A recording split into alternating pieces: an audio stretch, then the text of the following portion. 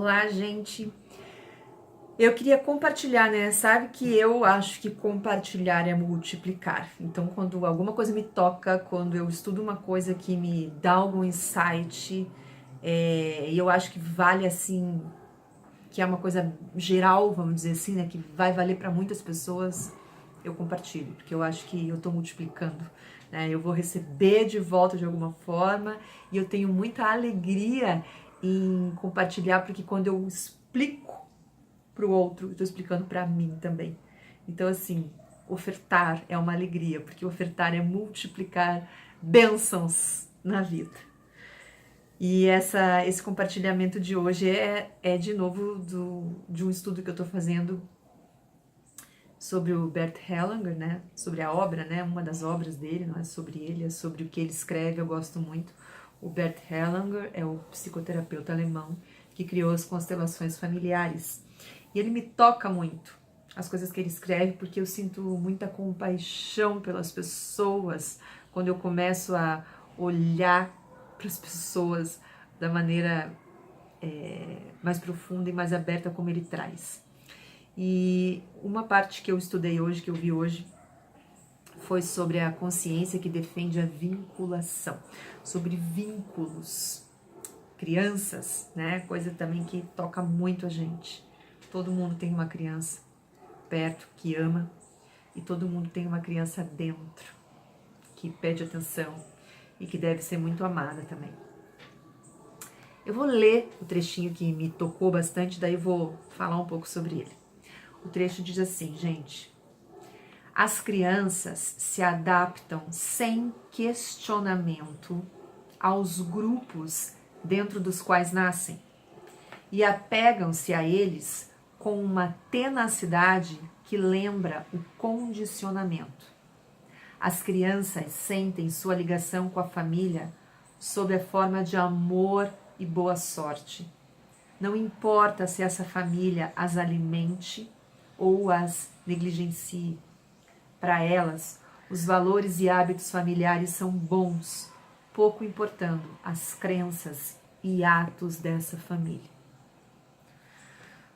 Quando eu li isso assim, né, e mais para baixo ainda ele fala que a consciência que defende esse vínculo de pertencimento ao núcleo essencial, né, da onde a gente vem, mesmo que a gente passe por outros grupos, por outros núcleos na vida, nada se sobrepõe a isso, né, de maneira fácil, assim, vamos dizer, né, que eu já vou falar um pouco de como que a gente pode tentar sobrepor isso, né, mas que é tão forte, é tão profundo, que por mais que a gente zanze aí, ande pela vida, sem consciência a gente não consegue transpor, né, esse lugar.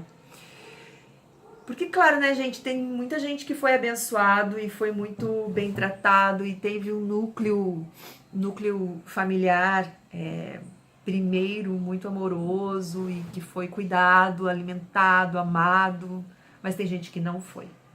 Tem gente que foi maltratado, machucado, negligenciado, abusado. E para essas crianças que foram maltratadas, vamos generalizar com essa palavra, quando elas eram muito pequenas, elas queriam pertencer àquilo. Aquilo para elas era a sorte, né? Aquilo para elas era o certo. E aquilo fica no inconsciente de uma maneira super profunda, como ele mesmo falou. E se a gente vem pela vida, né?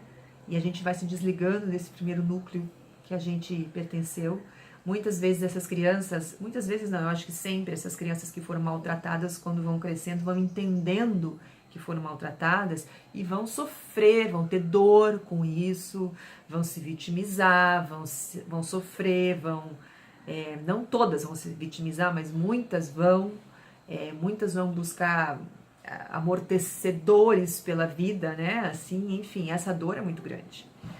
E algumas vão buscar a terapia, o autoconhecimento, a ajuda, enfim, cada um com os seus caminhos. Mas o que eu quero dizer é que quando a gente vem com essas primeiras crenças, né, com esses primeiros condicionamentos, como ele fala, muito printados em nós, a nossa primeira reação é sempre buscar o conhecido, né? Sempre buscar o familiar, sempre buscar situações na vida que nos remetam ao pertencimento. Entende por quê?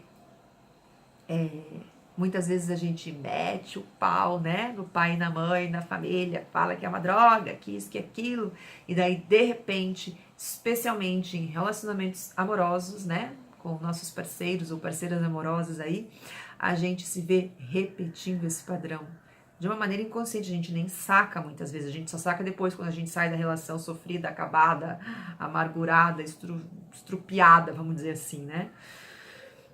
Ou às vezes relacionamentos também de hierarquia em trabalho, ou enfim, de amizades, né? Coisas muito que a gente vê que é muito ruim pela vida e quando a gente vai fuçar, a gente vê que a gente está repetindo aquele padrão no qual a gente foi acolhido no mundo, né? Aquele jeito no qual a gente foi acolhido no mundo. E daí a pessoa fala assim, nossa, mas a pessoa já sofreu, já sabe que aquilo é um horror, por que ela vai buscar, por que ela repete isso?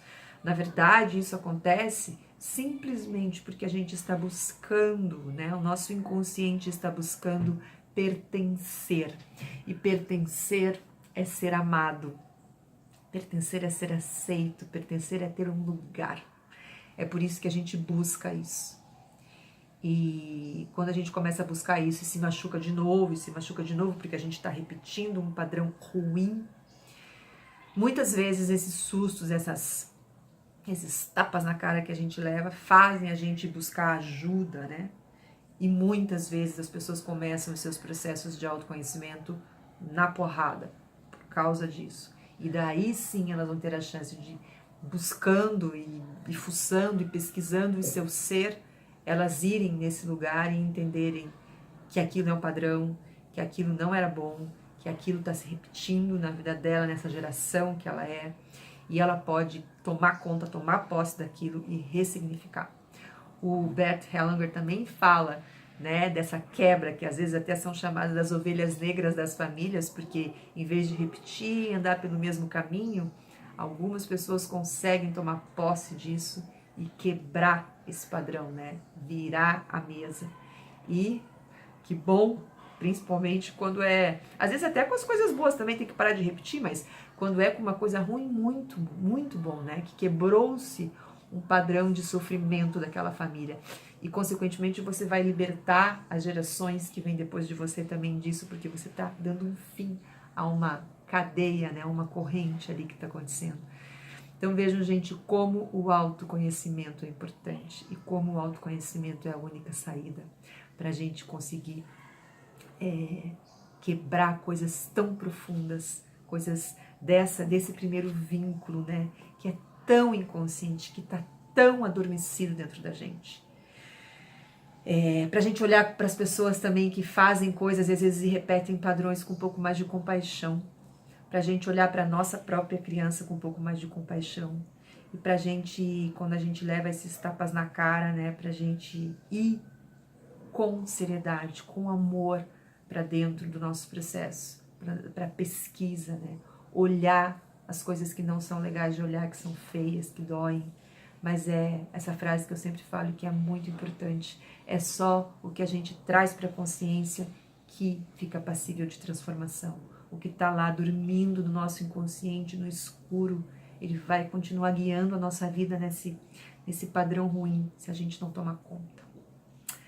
Então, eu compartilho isso com uma grande intenção de que, se coube isso a você, você use, né, essa informação, essa troca aí de uma maneira boa e vá atrás da quebra do teu sofrimento. É o que eu desejo. Um beijo bem grande. Até uma próxima.